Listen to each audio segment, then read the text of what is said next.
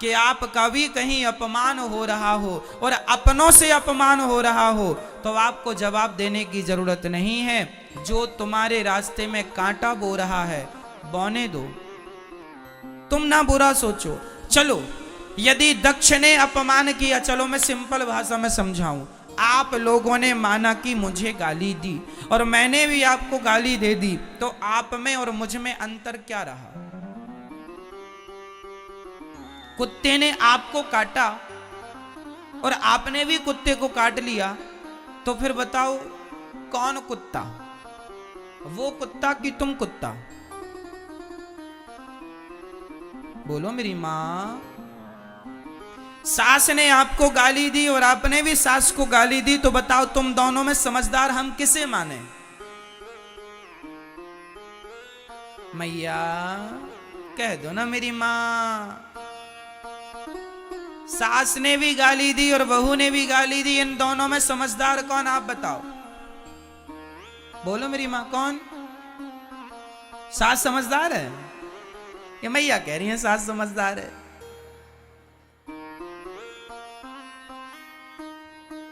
सास ने गाली दी और बहू ने भी गाली दी, इसमें दोनों ही मूर्ख हैं। समझदार वो कहलाते हैं जो एक गाली दे और दूसरा चुप रहे, तो जो चुप है वो समझदार है। क्योंकि हमारे यहां सिंपल कहावत है, कुत्तों के मुंह नहीं लगा जाता। जो गाली दे वो कौन, भौंकता कौन है? आज सास भौंक रही है तो तुम भी भौंकोगी क्या? आज बहू भौंक रही है, तुम भी भौंक लो। जो भौंक रहा है वो कौन है? कुत्ते के वंशज हैं। भौंकते रहो। अभी तो एक भौंक रहा था, सास ने किया भौं तो बहू ने भी भौं भौं, लो चालू हो गया महाभारत। कौन समझदार इन दोनों में? कोई नहीं। इसलिए हम आपसे कहते हैं अपनी समझदारी का परिचय दो। कोई शंकर जी को गालियां दक्ष ने दी, क्या शंकर जी ने गालियां दी? भगवान कृष्ण को शिशुपाल ने कितनी गालियां दी? बोलो मेरी मां। मैया जी कितनी? 100 गालियां भगवान ने चुप रहकर सुनी कि नहीं? यदि भगवान होकर 100 गालियां चुपचाप सुन लेते हैं, तो हम और तुम इंसान होके 10-20 गालियां क्यों नहीं सुन लेते? क्यों कुत्तों की मुंह लगते हो? और अपने आप को आप लोग समझते हैं हम बड़े समझदार हैं, हम जवाब दे रहे हैं। अरे मां, कहां जवाब देना है कहां नहीं देना, यह भी एक समझदारी का विषय ही है। सबको जवाब नहीं दिया जाता है ना। क्या जवाब दें हम इनको? तुम ना दो, भगवान दे देंगे जवाब। जब तुझसे ना सुलझे तेरे उलझे हुए धंधे, तो भगवान के इंसाफ पे छोड़ दे ए बंदे। वही तेरी मुश्किल आसान करेगा, जो तू ना कर सका वो भगवान करेगा। छोड़ दो उस पर, सबका उत्तर देना जरूरी नहीं होता। शंकर जी को गालियां मिली, शंकर जी ने कोई उत्तर नहीं दिया। भगवान कृष्ण को गालियां मिली शिशुपाल के द्वारा, कोई उत्तर नहीं दिया। 100 गालियां हुई, सिर काट दिया। आप भी जवाब ना दिया करो। सास बोलती है, बोल, उसका स्वभाव है बेचारी का, बोल रही है। सुनने की आदत, सुनने का अभ्यास करो, ज्यादा से ज्यादा सुनो। और सुनो, अपना अपमान भी सहना सीखो। तितिक्षवः कारुणिकाः सुहृदः सर्वदेहिनां अजात शत्रवः शांता साधवः साधुभूषणा। वही व्यक्ति समझदार है, वही व्यक्ति सफल है जिसके अंदर सहनशीलता ज्यादा है। सह लो। यदि पाकिस्तान हमारा अपमान करे तो बिल्कुल ना सहो, पर तुम्हारे अपने ही तुम्हारा अपमान करें तो कोई बात नहीं, अपने हैं, माफ करते चलो। इनसे क्या झगड़ा करना। आपका भाई आपका अपमान कर रहा, माना कि माना कि आपका सगा भाई आपका अपमान कर रहा है, तो क्या लड़ोगे उससे? तुम्हारी तो भाई है, इसलिए उसे उसकी तरफ ना देखो। पागल हो गया, दिमाग खराब है, कुत्ता सवार है इसके ऊपर, भौंकने दो। कहां इससे मुंह लगा रहे हो? क्योंकि वो मेरे भाई ही तो है। अपनों से ना जिद पालो, अपने से ना लड़ो। हाँ, कोई आतंकवादी है, कोई दूसरा है, तो उससे लड़ जाओ, जीतो। किसे जवाब देना है, किसे जवाब नहीं देना, यह भी विवेक का विषय है। आप लोग जिसे जवाब देना होता है उसे तो देते नहीं है, और जिसे जवाब नहीं देना उससे लड़ते हैं। ये लड़कियां अपने भाई से लड़ बैठती हैं, लेकिन उसी लड़की को कोई सड़क में कोई परेशान कर दे, कोई लड़का, तो भाग के रोती रोती आ जाती है, मम्मी मम्मी उसने परेशान किया। अपने भाई को तो जड़ देती थी दो चार, उसे क्यों नहीं जड़ दिया? जिससे लड़ना हो उससे तुम लड़ती नहीं हो, और जिससे लड़ना नहीं उससे लड़ती हो। क्यों? तो किसके सामने चुप रहना है, किसके सामने बोलना है, यह विवेक का विषय है। जब तुम्हारी लड़ाई तुम्हारी सास से हो, मां से हो, भाई से हो, तो इन रिश्तों में जहर ना घोलो, इनसे कोई उत्तर ना दो। ये कह रहे हैं चलो गुस्सा है, बोलने दो। हम लड़के किससे लड़ रहे? भाई से। क्या मिल जाएगा भाई से लड़के? इनसे कोई उत्तर नहीं। लड़ना है उनसे लड़िए, लड़ना है भ्रष्टाचार के खिलाफ लड़िए, आवाज उठाइए। लड़ना है किसी के साथ अत्याचार हो, अनाचार गलत हो रहा, उसके पक्ष में खड़े हो जाइए, लड़िए। लेकिन आजकल लोगों को कोई काम नहीं, अपने भाई से लड़ते हैं, अपनी सास से। चलो अब खा लिया, पेट भर गया, चलो अब बहू आओ जरा लड़ लें तुमसे हम, आओ दो दो हाथ की हो जाए। लो चल रही है घर में तू तू मैं तू तू मैं चल रही है। और इससे भी बच गए तो आज भारत में जातवाद का जहर घोल के लड़ रहे हैं। मैं ब्राह्मण, मैं क्षत्रिय, मैं वैश्य, मैं शूद्र। लो भाई आपस में लड़ो, अब तुम्हारा अन्न कैसे पचे, लड़ो आपस में। लड़ रहे हैं, बुद्धि भ्रष्ट कर रहे हैं। अरे तुम्हारी यूं ही लड़ाइयों का फायदा अंग्रेजों ने, मुगलों ने खूब उठाया है। तुम्हारी आपस की लड़ाइयों का फायदा उठाया। कई 100 साल तक तुम भारतवासियों पर, हम पर राज्य किया इन लोगों ने, केवल इसलिए कि हम लोग केवल लड़ना जानते हैं। हम लोग संगठित रहना तो जानते नहीं कि चारों लोग एक साथ रहें, ब्राह्मण, क्षत्रिय, वैश्य और शूद्र। हम लोग लड़ते हैं जातवाद का जहर घोल करके। एक दूसरे से लड़ जाते हैं।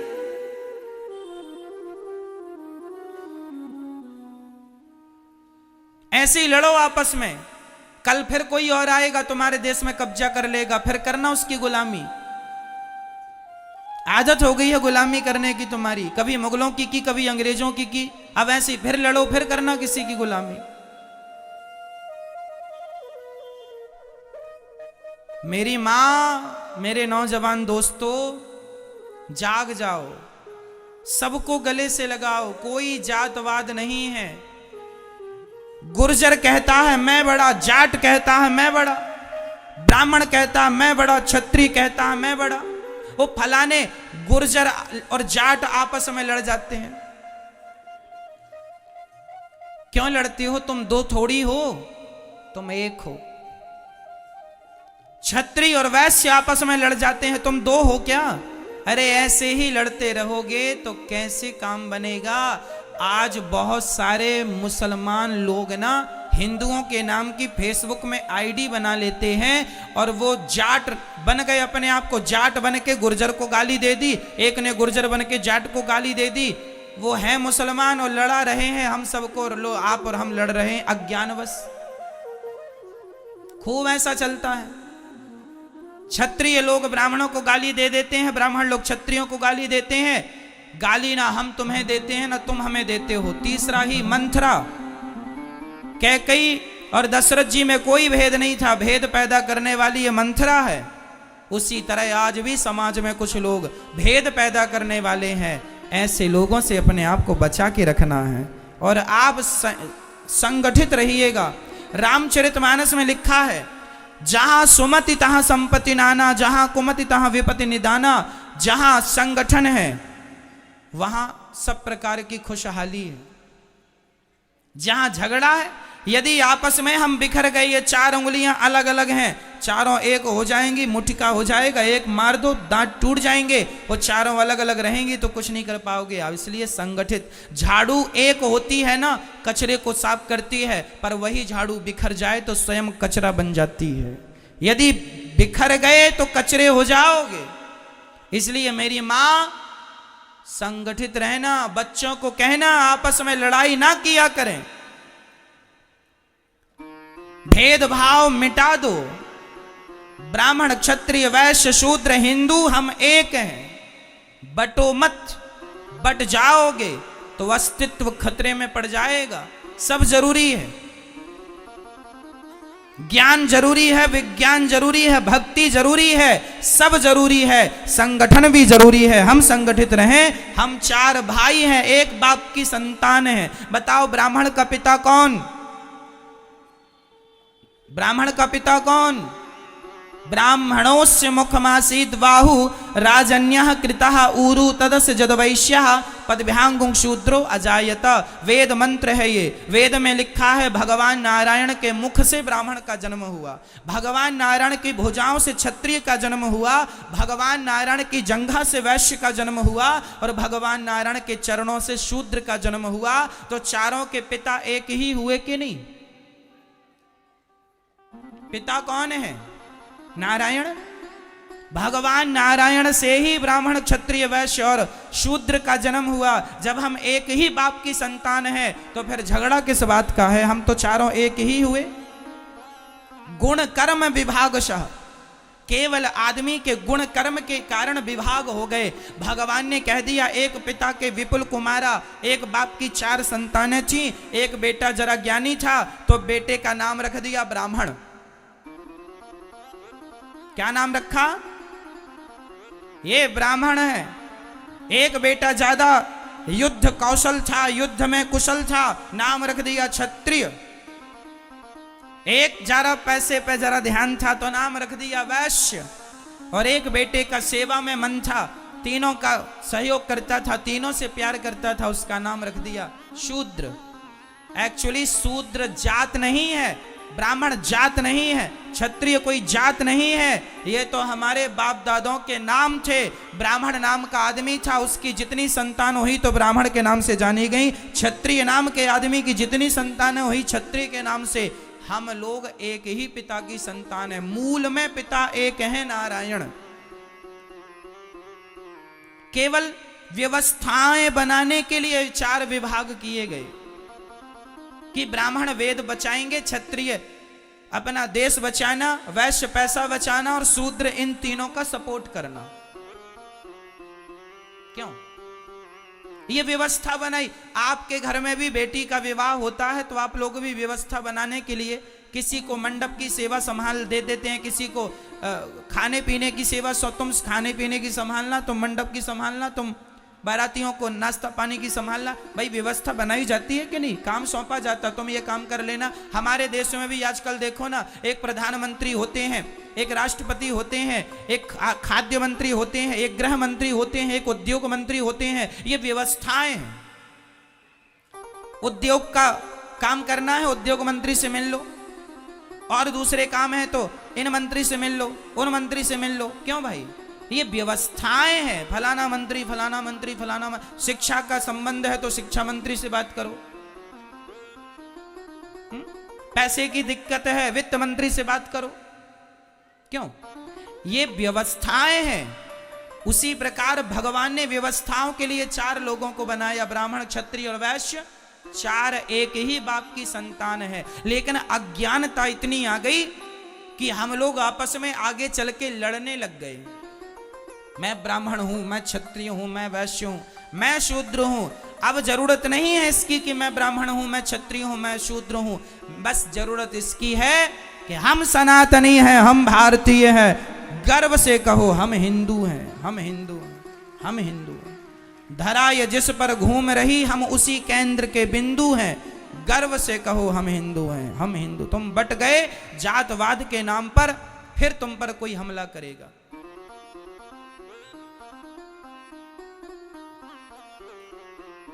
आज क्रिश्चियन लोग गांव-गांव में जाके हिंदुओं के गांव को धर्म परिवर्तन करा रहे हैं, और हिंदुओं के गांव को जो कम पढ़े लिखे लोग थे उनको क्रिश्चियन बना रहे हैं। तुम ऐसे ही अपनी अकड़ में रहे आना कि मैं ब्राह्मण हूं, मैं क्षत्रिय हूं, मैं वैश्य हूं, मैं शूद्र हूं। आगे चल के सारे हिंदू क्रिश्चियन बन रहे हैं। क्रिश्चियनों की एक बहुत बड़ी साजिश चल रही है। फिर क्या होगा जब सब लोग वही बन जाएंगे? कौन होगा तुम्हारी पक्ष की बात रखने वाला? कौन होगा तुम्हारा पक्ष लेने वाला? सेना भी बड़ी होनी चाहिए, संगठन में बहुत बड़ी ताकत होती है। ये बातें हल्के में ना लेना, नहीं कल को आने वाली पीढ़ी तुम्हें गाली देगी कि तुमने क्या किया। अरे अपने हिंदुओं को बचा लेते कम से कम। अरे समय निकाला करो और अपने उन गरीब लोगों के पास जाकर बैठा करो जिन्हें 2 किलो आटा की जरूरत है, 1 किलो दाल की जरूरत है। जरा सा समाज में सेवा करो, सहयोग करो, सबको भूखे को भोजन कराओ। क्रिश्चियन लोग पैसे दे दे के धर्म परिवर्तन करा रहे हैं, हाँ या ना? और तुम लोग केवल अपनी अकड़ में 20 लाख की गाड़ी लेना है, 50 लाख की गाड़ी लेना है, गाड़ी घोड़े में पैसे लगाओगे। अफगानिस्तान का क्या हुआ? कब्जा कर लिया आतंकवादियों ने, सबकी जमीन जायदाद गाड़ी घोड़ा रखी रह गई। यदि तुम आपस में बढ़ जाओगे तुम्हारे ऊपर भी ऐसी कोई आके कब्जा कर लेगा, फिर भागते फिरना।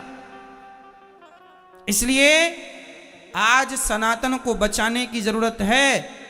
चलो हम ये नहीं कहते कि तुम मुसलमानों को हिंदू बनाओ, हम ये नहीं कहते क्रिश्चियनों को हिंदू बनाओ। जो हमारे हिंदू भाई हैं उन्हें तो बचा लो, जो धर्म परिवर्तन करने में लगे हुए हैं उन्हें तो गले लगा लो, उन लोगों को तो हृदय से लगाओ, नहीं तो बहुत नुकसान होगा।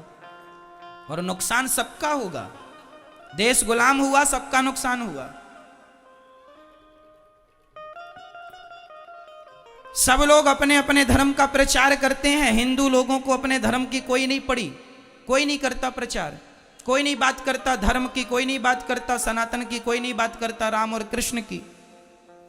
दया ही नहीं है लोगों के आगे। आज लोग, एक गरीब बाप गांव में मैंने देखा है साहब कि गांव का गरीब आदमी गिड़गिड़ाता है, भैया बेटी का विवाह जरा 5,000 दे दो। तो गांव का जो धन्ना सेठ होता है ना, वो 5,000 देता तो है पर ब्याज लेता है 10%, 15%, 5,000 का।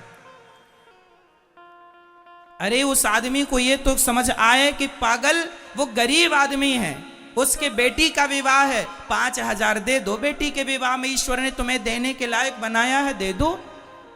उस गरीब आदमी से तुम ब्याज वसूलोगे? अरे दे दो 5,000, महीने 4 महीने में वापस कर देगा वो। क्या कि तुम 5,000 का ब्याज लगाए बैठ गए? कोई लाखों की बात हो तो बात 10-5,000 में तुम ब्याज लेते हो, कितना पैसा कमा लेते हो इससे? घोर नरक जाओगे। ईश्वर ने तुम्हें धन दिया है, इसका अर्थ ये नहीं कि तुम उसका दुरुपयोग करो। धन दिया है तो इसलिए दिया है कि तुम जरूरतमंदों की सेवा कर सको, दीन दुखियों को गले लगा सको, किसी गरीब आदमी की तुम मदद कर सको।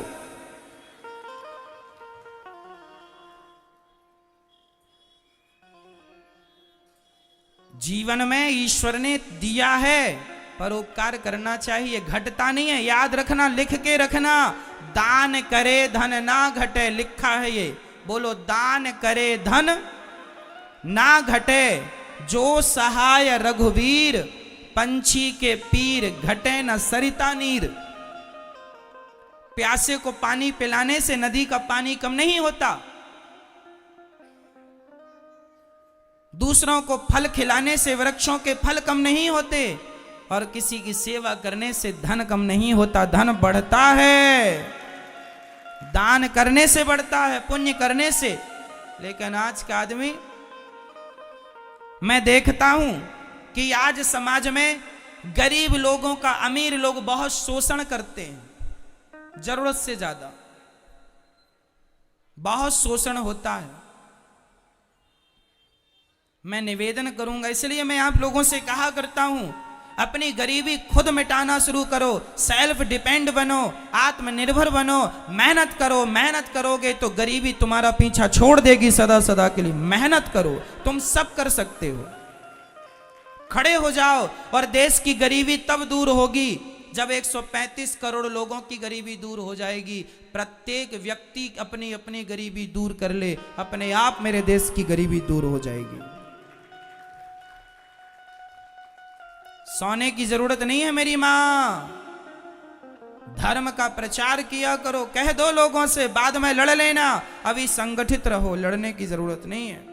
यदि हम आपस में लड़ बैठेंगे तो देश को कौन संभालेगा? कोई भी बाहर वाला अपने घर से हमें निकालेगा।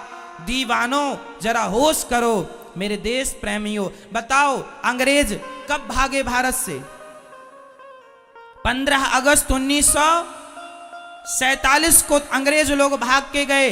क्यों भागे? क्यों भागे मुझे बताओ। इसलिए भागे क्योंकि मेरा पूरा भारत संगठित हो गया था, डर के मारे अंग्रेज भाग गए। यदि पहले 100 साल पहले यदि संगठित हो जाता तो ये अंग्रेज लोग 100 साल पहले भाग जाते। लेकिन तुमने संगठन करने में, संगठित होने में कई 100 साल लगा दिए, कई 100 साल लगा दिए संगठित होने में। और संगठित जिस दिन हो गए भाग गए कि नहीं अंग्रेज? हाँ या ना? फिर कितनी बड़ी ताकत है संगठन की। इसलिए संगठित रहना मेरी मां। और जातवाद कोई लेके आए, घुसने ना देना घर में। कोई जातवाद नहीं, हम सब एक हैं। हमारे गांव का ब्राह्मण भी, क्षत्रिय भी, वैश्य भी, शूद्र भी, मैं अपने गांव जाता हूं ना तो मैं अपने गांव में सबसे मिलता हूं, सबसे राम राम करता हूं। ब्राह्मण हो, क्षत्रिय हो, वैश्य हो, शूद्र हो, मैं अपने गांव के शूद्र भाइयों के पास जाके भी बैठता हूं और पूछता हूं कि तुम्हें कोई जरूरत तो नहीं है? गरीब परिवार की बेटियां यदि दिखती हैं मुझे, मैं तुरंत कहता हूं कि जब इसका विवाह हो तो बता देना। जब से दास अनिरुद्ध ने होश संभाला है तब से हमारे गांव में किसी भी बेटी का विवाह होता है गरीब परिवार की, सबकी बेटियों के विवाह में भोजन की व्यवस्था दास अनिरुद्ध कराता है। जितने बाराती आएंगे सहयोग हो, यहां से होगा। गरीब हो तुम, मदद करेंगे। ईश्वर ने इस लायक बनाया है, करो। अरे 10-20 हजार में तुम्हारा कुछ नहीं घट जाता, पर 10-20 हजार में गरीब आदमी की बेटी का विवाह निपट जाता है। बनाया है तो करो, बांध के ले जाओगे। सभी में बांट कर खाए उसे इंसान कहते हैं। मैं बताता नहीं हूं, न बताने की जरूरत है, पर जीवन में ईश्वर ने योग बनाया है तो आपको करना चाहिए। अपना पेट तो पशु पक्षी भी भर लेते हैं, पर सभी में बांट कर खाए उसे इंसान कहते हैं। पराया दर्द अपनाए उसे इंसान कहते हैं। मैं छुआछूत नहीं रखता बिल्कुल। हमारे गांव में जितने लोग हैं सारे लोग, चाहे मोची समाज हो चाहे कोई, मैं सबको बैठता हूं, सबके पास बैठता हूं, सबको अपनी तरफ से राम राम करता हूं, सबके साथ बैठता हूं, बगल में बैठता हूं, सबका हालचाल पूछता हूं, भैया कैसे हो, सब आनंद है, कुशल मंगल है। सबसे हंसता हूं, सबसे बात करता हूं, सबको गले लगाता हूं। यहां गौरी गोपाल वृद्धाश्रम में भी मेरी वृद्ध माताएं रहती हैं। यहां सब प्रकार की माताएं रहती हैं, ब्राह्मण मैया, क्षत्रिय मैया, वैश्य मैया, शूद्र मैया। आज तक मैंने किसी मां से जात नहीं पूछी कि मां तुम्हारी जात क्या है। मैं केवल सबके पांव दबाता हूं, चाहे मैया कोई भी जात की हो, मुझे क्या करना। मां की जात कोई नहीं होती, मां तो सिर्फ मां होती है। मैंने तो जात पात का भेद मिटा दिया आपकी आंखों के सामने। आपके देख लो गौरी गोपाल वृद्धाश्रम में माएँ सब प्रकार की हैं, ब्राह्मण, क्षत्रिय, वैश्य, शूद्र। पूछ लेना कि मैंने किसी से जात तो नहीं पूछी, आज तक मैंने किसी से ना जात पूछी, केवल सेवा किया है मैंने, केवल सेवा।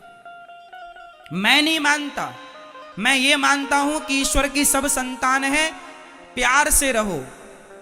गले लगाने में ज्यादा अच्छा है, नफरत घृणा रखने में अच्छा नहीं है। क्यों? मैं आपसे प्यार करूं तो ज्यादा अच्छा होगा कि मैं आपसे नफरत करने लग जाऊं तो ज्यादा अच्छा होगा? यदि छुआछूत भेदभाव होता तो राम जी शबरी के बेर क्यों खाते? राम जी ने भेदभाव नहीं रखा, हमारे भगवान थे, तो फिर हम भेदभाव काहे का रखें? ना जी, सबको गले लगाने में क्या मैं छोटा हो जाऊंगा? आप अपने नगर के गरीब लोगों को गले लगा लोगे, प्यार से बैठ के दो बातें कर लोगे, इससे आप छोटे हो जाओगे? तो क्यों नहीं लगाते गले, क्यों नहीं प्यार करते सबको? आज भारत में ऐसी मानसिकता है कि कुछ लोग ऐसे हैं कि यदि किसी को छू लेते हैं ना तो वो कहते तुम्हें छू लिया अब नहाएंगे। गलत है ये। क्या माता सबरी को छूकर राम जी नहाए थे? फिर इतना अहंकार किस बात का भैया? कहां से ले आई है ज्ञान उल्टा? हमारे वेद पुराणों में तो ऐसा कुछ नहीं है। हमारे वेद पुराणों में लिखा है प्रेम करो, राम ही, सुनो क्या लिखा है, राम ही केवल प्रेम प्यारा। मैं उदाहरण देके फिर बोल रहा हूं, क्या हमारे रैदास भक्त मोची नहीं थे? जात के मोची थे, जूता सिलते थे, लेकिन उनके पास सभी लोग जाते थे, उन्हें प्रणाम करते थे, उनका आदर करते थे। हम ये कहना चाहते हैं कि जिसके अंदर भक्ति है, जिसके अंदर योग्यता है, उसको आप प्रणाम करने इसमें कोई बुराई नहीं है। बाकी सबको गले लगाएं, गले लगाने में भी कोई बुराई नहीं है। राह में आए जो दीन दुखी, सबको गले से लगाते चलो, प्रेम की गंगा मिटा दो ये जहर। बहुत बड़ा नुकसान हो जाएगा मेरे देश का यदि ये जहर बना रहा तो।